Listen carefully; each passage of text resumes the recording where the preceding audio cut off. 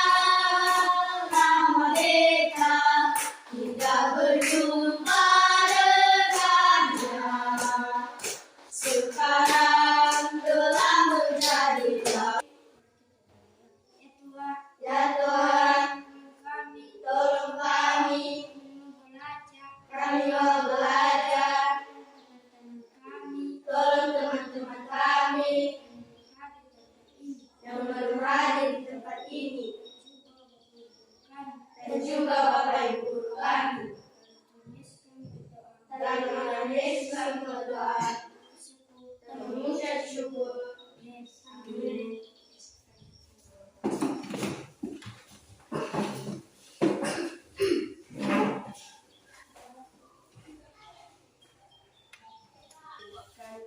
Siapa saja yang sudah hadir hari ini? Adrian Saputra Harefa. Hadir, Bu. Ansyar Dewan Saputra Zega. Absen. Caila Kafia Fitri Lodi. Hadir, Bu. David Berkat Jaya Harefa. Hadir, Bu. Desiska Nataline Harefa. Hadir, Bu. Yuslinda Harefa. Hadir, Bu. Oke, yang ini ada 10 orang dan absen ada 2 orang. Jadi 10 orang hadir dan 2 orang Absen.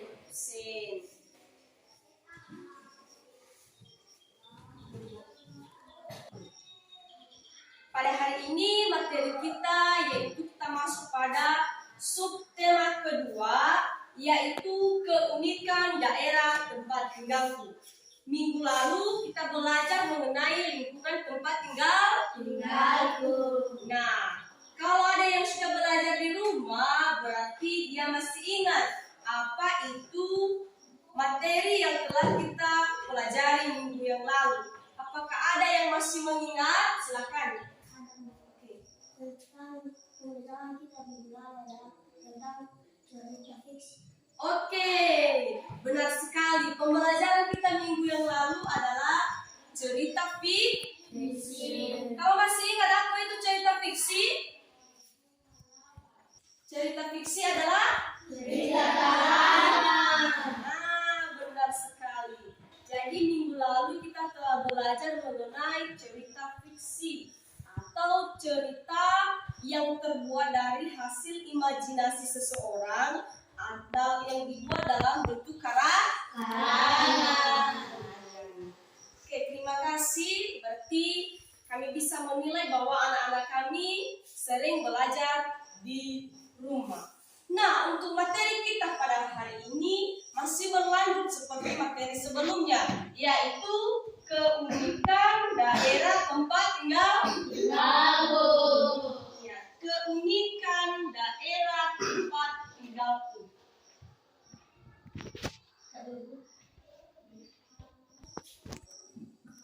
Keunikan daerah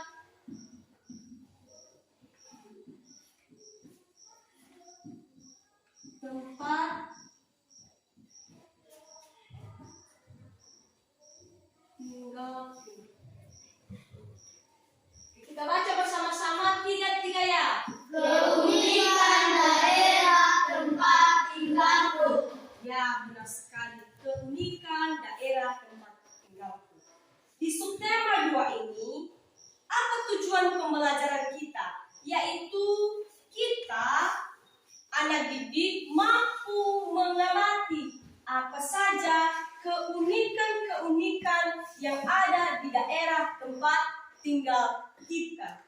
Yang berikutnya, kita juga sebagai anak didik mampu mengenal siapa itu tokoh-tokoh dalam sebuah cerita fiksi. Berikutnya, siswa juga mampu melakukan percobaan. Yang dimaksud dengan percobaan adalah gaya dorong-mendorong dan tarik-menarik. Artinya dalam pembelajaran kita kali ini ada dua yang kita laksanakan, yaitu melakukan pengamatan terhadap cerita fiksi dan melakukan percobaan terhadap gaya. Di materi kita pada pagi hari ini berbicara tentang keunikan daerah tempat tinggalku.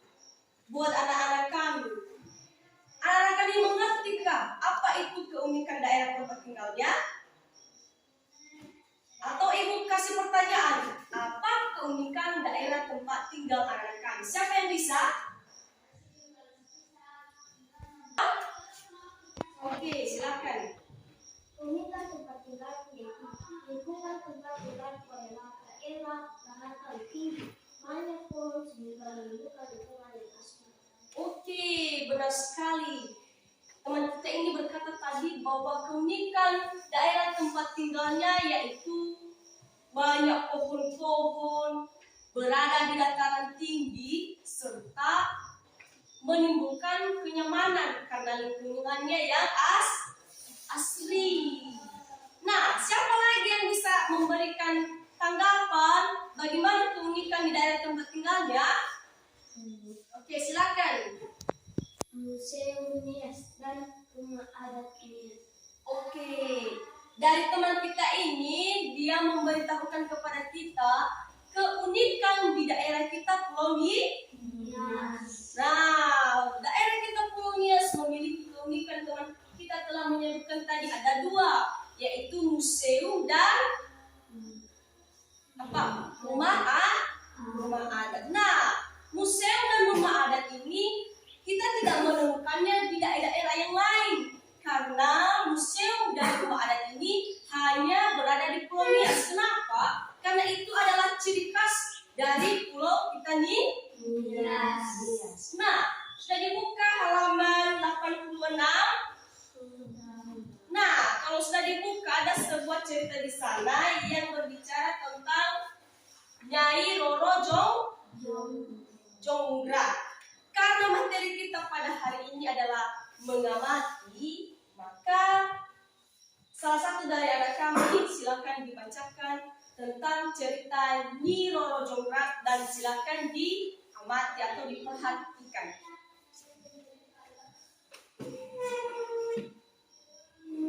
Roro Jonggrang adalah seorang putri dari kerajaan Prambanan.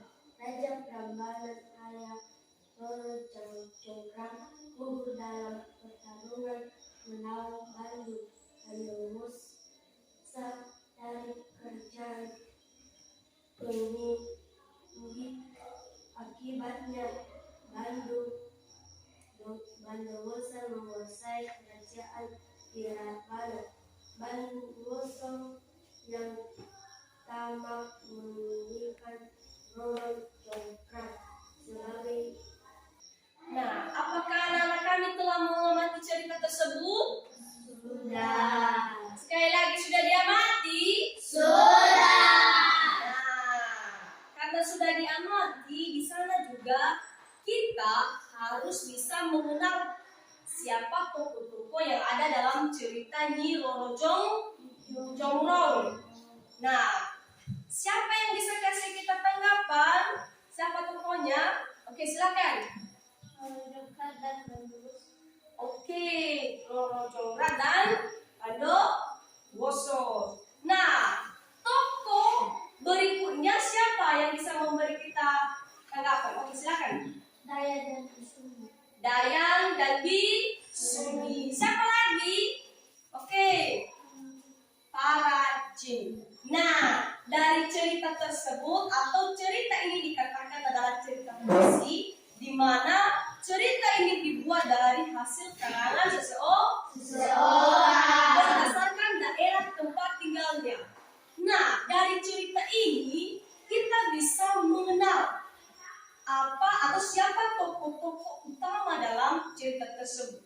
Tokoh utama dalam cerita tersebut ada dua orang tadi, yaitu Nyai Roro Jonggrang dan Bando Woso. Sedangkan pemeran pembantu yaitu adalah yang dikatakan saudara anak kita James, katanya tadi Dayan dan juga jin, para jin yang membantu nanti Bondowoso untuk membuat candi sesuai dengan yang diharapkan oleh Putri Roro Jonggrang.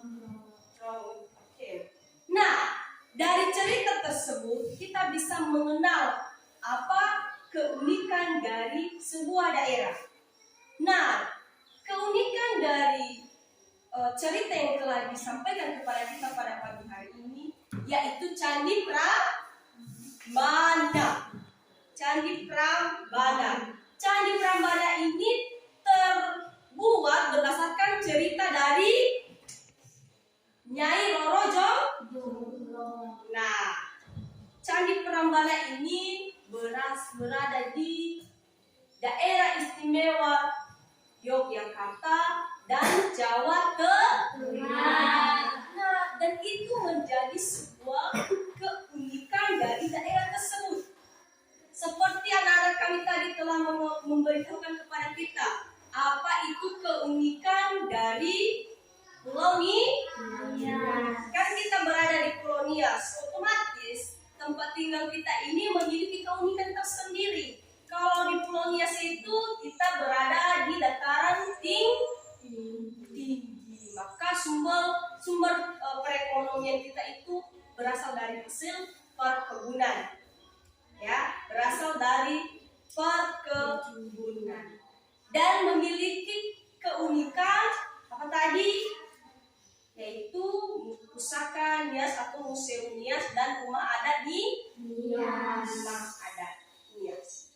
Nah, saat ini Ibu meminta supaya anak-anak kami kita saling sharing bersama, coba bersama pasangannya cari apa keunikan-keunikan yang ada di daerah di seluruh negara Indonesia. Salah satunya satu-satu per satu meja. Silakan cari.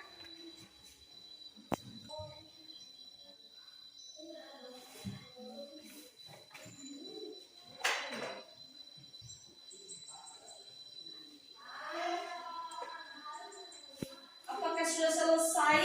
Sudah. Silakan, siapa yang pertama yang duluan memberikan tanggapan? Candi Prambanan di Yogyakarta, Jawa Tengah. Oke, dari teman kita ini tadi dia berkata keunikan di daerah Yogyakarta dan Jawa Tengah adalah cari Candi Prambanan. Berikan tepuk tangan buat mereka. Siapa lagi di sini? Apa jawaban kalian?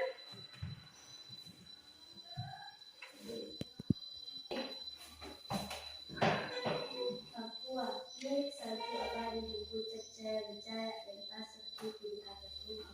Oke, teman kita ini berkata bahwa keunikan di Pulau Papua yaitu adanya salju abadi dan pasir putih yang berada di puncak bukit. Nah, dari sini silakan. Candi Borobudur di Yogyakarta, Jawa Tengah. Oke, teman kita ini juga berkata bahwa keunikan di Jawa Tengah dan Yogyakarta adalah Candi Borobudur. Kalau di belakang, Keunikan kota Bali, bencana kebakaran Cianjur. oke. Nah, semua yang disampaikan oleh anak-anak kami mengenai keunikan di setiap daerah memiliki perbedaan. Ada tadi kalau di daerah Yogyakarta dan Jawa Tengah ini memiliki keunikan yang cukup banyak.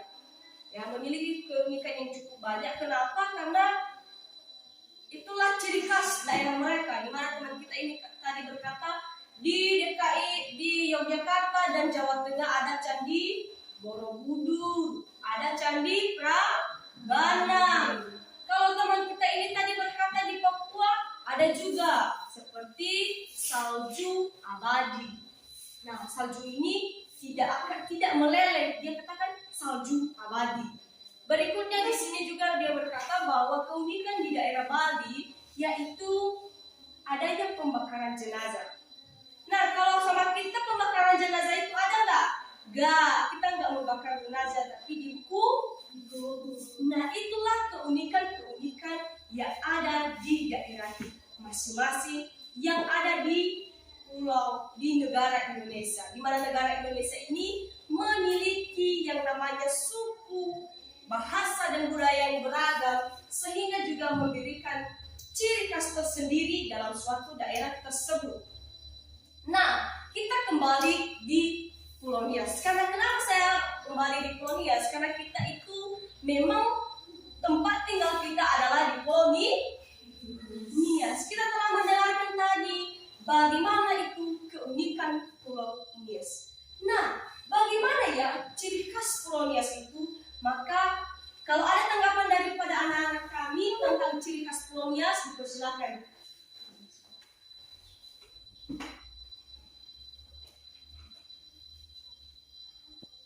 Ciri khas suku Nias yaitu memiliki sebutan unik memiliki anak manusia yang kaya akan suku dan budaya seperti tari mainan, tari loyo, tari tunggu, tari mes. Oke, terima kasih. Nah, dari tanggapan teman kita ini tadi berkata bahwa ciri khas Pulau Nias ini adalah kita orang Nias sering dipanggil adalah Omoniha. Nah, apa lagi ciri khas kita berdasarkan budaya, yaitu tarian.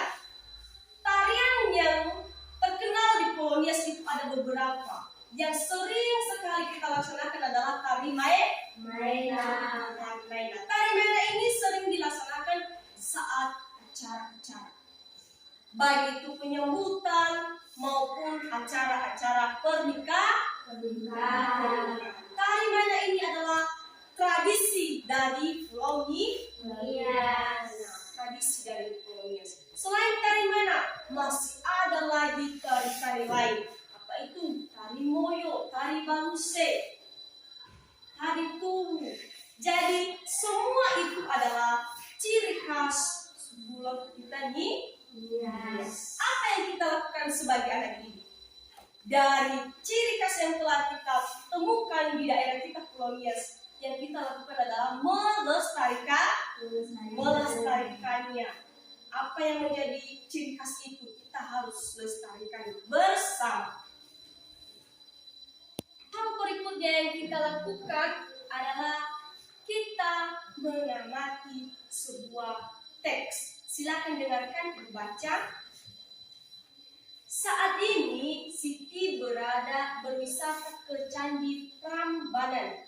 Dia melihat petugas kebersihan membersihkan kawasan candi. Perhatikan gambar di atas. Ini.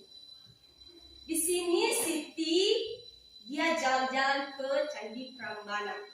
Di sana ada petugas yang membersihkan candi tersebut. Nah, ketika dia membersihkan, dia menggunakan apa? Nah, dia mendorong gerobak untuk membersihkan candi tersebut. Nah, sudah dilihat? Sudah. Nah, setelah dilihat, maka di sana juga kita bisa mengenal yang dinamakan dengan gaya. Ketika benda tersebut didorong, ketika benda tersebut ditarik, maka itu juga sudah dinamakan gaya. Kalau ada yang masih ingat, gaya itu pengertiannya apa? Oke, silakan. Pengertian gaya bermanfaat atau tarikan yang dapat menyebabkan benda bergerak atau berubah bentuk. Oke, benar sekali. Gaya itu adalah dorongan atau tarikan yang kepada sebuah benda, atau gaya itu juga merupakan perpindahan posisi benda. Karena metode kita pada hari ini yaitu mencoba atau percobaan. Contohnya kita ambil pulpen ini. Ketika pulpen ini tidak digerakkan, otomatis dia tidak bergerak. Karena pada dasarnya pulpen ini adalah benda mati. Nah, misalnya saya menjatuhkan pulpen spidol ini ke bawah. Kita lihat ya, saya coba. Berarti begini, dia posisinya begini, maka dia jatuh.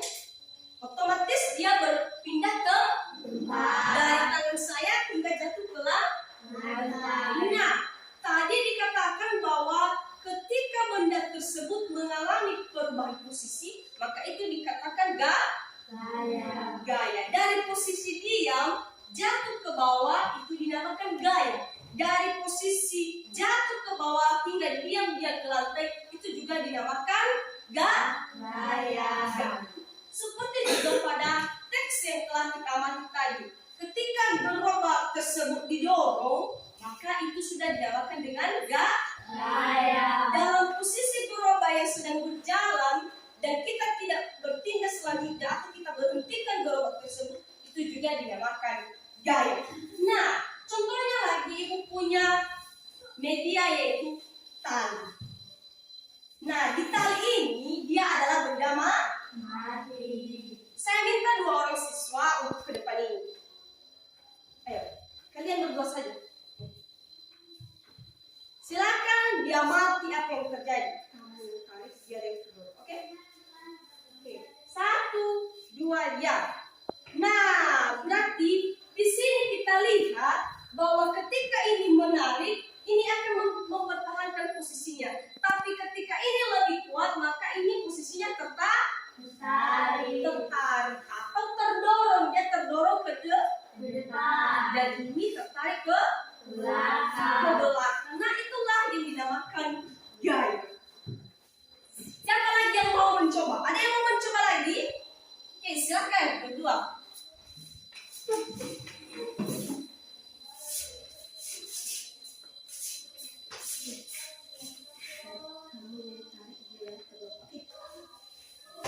Nah, seperti itu. Silakan ke belakang. Nah, berarti dapat kita simpulkan bahwa gaya itu terjadi ketika kita sudah melakukan tindakan. Ketika tidak ada tindakan kita, maka tali ini tetap tali, dia nggak akan pernah berpindah posisi. Nah, jadi dalam kehidupan sehari-hari kita bisa mengenal yang dinamakan gaya. Ketika kita mau mencuci piring misalnya, kita pindahkan posisi dari tempat pencucian piring ke rak piring, itu juga dinamakan gaya. Jadi dari sekian banyak contoh yang telah ibu berikan, pasti anak-anak kami sudah bisa membedakan apa itu gaya dalam kehidupan kita sehari-hari.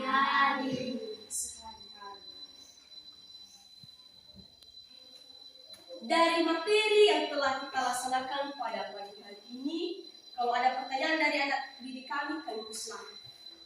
Oke, apa pengertian keunikan? Oke, berarti anak kami ini masih belum memahami itu pengertian dari keunikan. Nah, pengertian keunikan ini adalah sama artinya dengan ciri khas. Lebih identik dia ke ciri khas. Itulah pengertian keunikan. Misalnya tadi keunikan kita di Pulau Nias seperti ini. Dan itulah yang menjadi ciri khas kita Pulau Nias. Apakah ada lagi atau tidak ada? Tidak? Oke. Karena waktu kita sudah menjelang akhir, maka dari materi yang telah ibu sampaikan pada pagi hari ini, apa yang menjadi hal yang harus kita ambil sebagai anak didik? Yang pertama, marilah kita melestarikan keunikan-keunikan yang ada di daerah kita. Yang kedua, kita mampu mengenal apa itu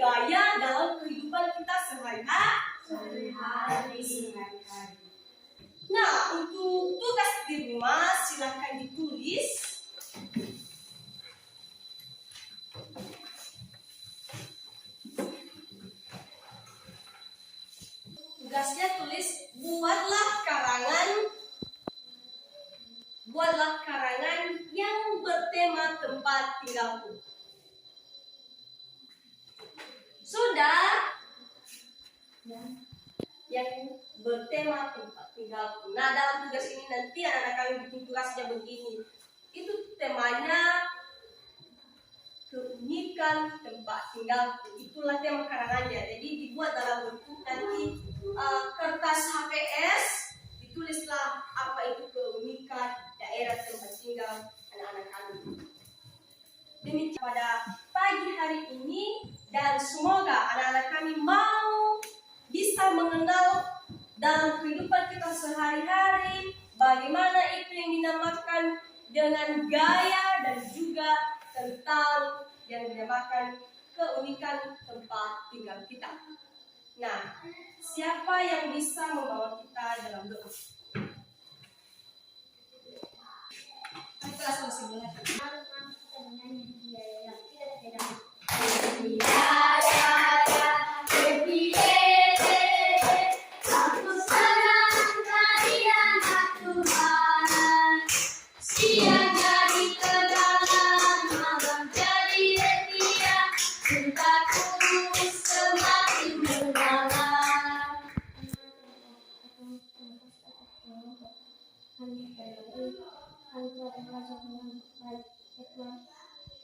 Kami